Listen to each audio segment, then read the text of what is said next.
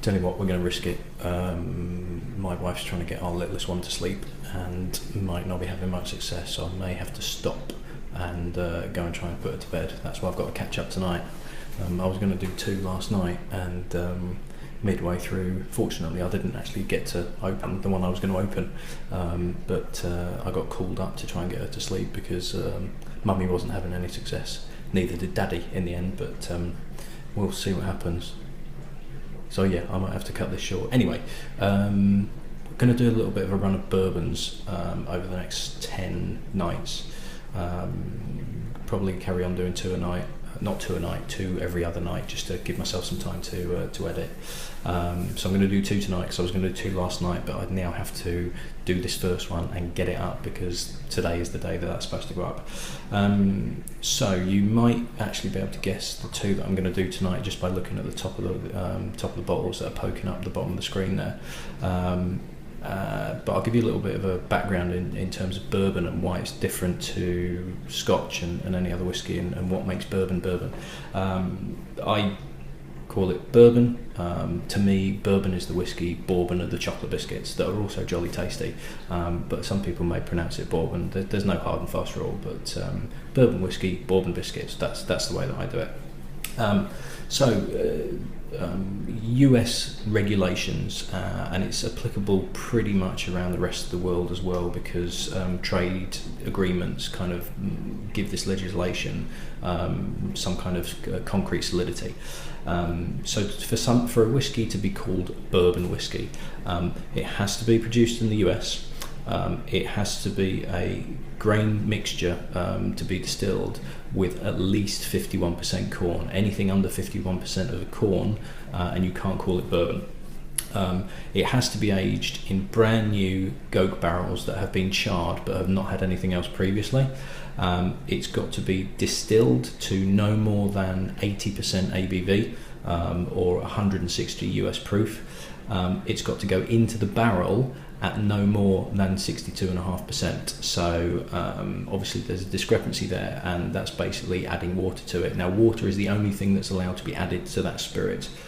You're not allowed to add colouring, you're not allowed to add any other additives that might affect the flavour or change the colour or anything like that. And it's got to be bottled, as with pretty much every other whiskey around the world, at a minimum of 40%. It can't be any lower than 40%.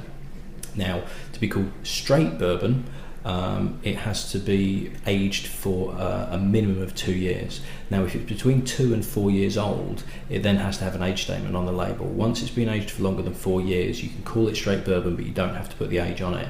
If you find a bourbon that says it's straight bourbon, it has an age on it, and it might say 6-year-old or 8-year-old or 12-year-old, similar to Scotch single malts or even blends, that is the age of the that's the lowest age of the whiskies that are in there. So there may be some older bourbons in there, but that will be the age of the lowest that's within that bottle. So the first one we're going to have tonight, you'll probably recognise this. So if I lift this up, Maker's Mark. Now, Maker's Mark, and I've literally just seen this on a posting on a bourbon group on Facebook. Is considered a super premium bourbon. Now, it's basically these designations are kind of partly marketing and partly essentially based on price. So there'll be marketeers out there, but there'll also be like industry analysts that will try and differentiate certain brands of drinks, not just bourbon, wine, everything like that, into sort of budget and everyday and premium and super premium and ultra premium, and it's basically kind of saying, hey, we're the biggest selling ultra premium because out of the 4 bottles that sell at £500 a bottle, we sell the most. Now, interestingly, they considered super premium bourbon to be bourbons that were over £25 a bottle. $25 a bottle, because this was an American analysis. But you're normally looking at about 25 quid for this, and it's probably about $25-30 in America, although it is starting to creep up because it's got this super premium status. Now, this was founded in 1954 by a guy called T. William Samuels, and is actually the little logo that you might be able to see on the camera there, this bit here. Actually says on the label, it's the mark of Bill Samuels Senior, that they call him, but the S stands for Samuels. The 1V4 is for the 4th generation distiller, and the star represents Star Hill Farm, which is home of the distillery, which is in a place called Loretto, Kentucky, and I'll put a map of where that is now. Now, it was actually his wife Marjorie that came up with the name of the whiskey, and also the style of the label and this wax seal. And believe it or not, there's actually a US trademark on this particular seal. Now, Maker's Mark do another version, I can't remember for the life of me off the top of my head, where the wax is green. I can't remember if it's their rye or whether it's just a limited edition batch. But it's very, very distinctive packaging, and it stands out an absolute mile when you see it on the shelf. Now, this is 45% ABV, so this is 90 US proof. Very easy way of distinguishing US proof. UK's different thing entirely, but US proof is double what the ABV is. Now, in 2013, they actually reduced the alcohol content from 45% to 42%. Now, they maintained that there was absolutely no difference in flavour. It was basically to help with production costs. It was just, they could reduce costs because they could dilute it a little bit more. And they maintained no difference in flavour at all. Social media went on it like wildfire. Basically, journalists got involved, social media fans just went absolutely ballistic, going, no, this is an absolute travesty, it tastes different, it tastes weaker, it's not as good, you're losing the heritage, blah blah blah blah blah. It was literally 6 months later, and they went back to the 45. They essentially went, we made a bit of a mistake, and we'll go back to 45. So it's 45%, so it's slightly higher than your standard 40%, although you can't really smell it on the nose. Now, hopefully you'll be able to see in that light at the door behind. It's a very, very rich colour, very rich indeed. Now, what amazes me about bourbons is they use brand new casks that they char, really heavily char. They kind of set fire to it. Now, essentially, it gives you all that flavour, and it seals the cask as well, so that you don't lose too much out of it. And what the spirit will do in that barrel is it will soak into the wood, but then it will start to kind of bring out some of the flavours of that kind of charred richness that's in there. So really, really rich, and it's something that I love about bourbons, and you don't tend to find so much in Scotch. It's not as obvious, it's not as prevalent. It's this intense sweet fruitiness.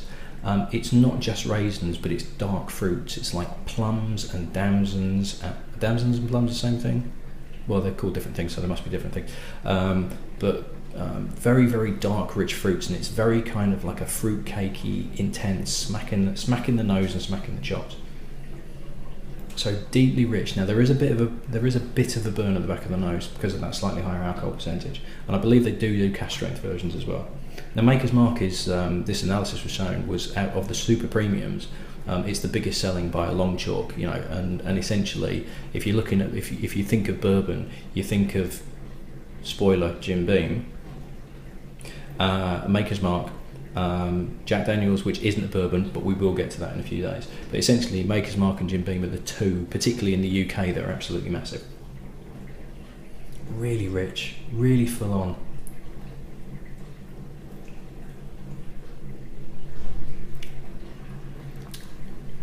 But the richness isn't there so much. And I can kind of see why they wanted to take the alcohol percentage down a bit, because it is a little bit too full on. There is a sweetness there, but it's nowhere near as pronounced as it is on the nose. And it is like it's slightly too high alcohol percentage, and it's just masking everything. Now, I'm not going to add any water to it because it's probably, even a couple of drops will take it below 40%. I can hear my little one crying, so I'm going to have to finish this off quickly and then take a break. It's decent, it's good. It's not great, unfortunately. It's not brilliant. I'm going to have to sort my little one out and try and get her to sleep. It's a little bit overrated. It's too fiery, it's too spicy. It's a shame. I've got to go because I've got to get somebody to sleep. I'll see you at the next one.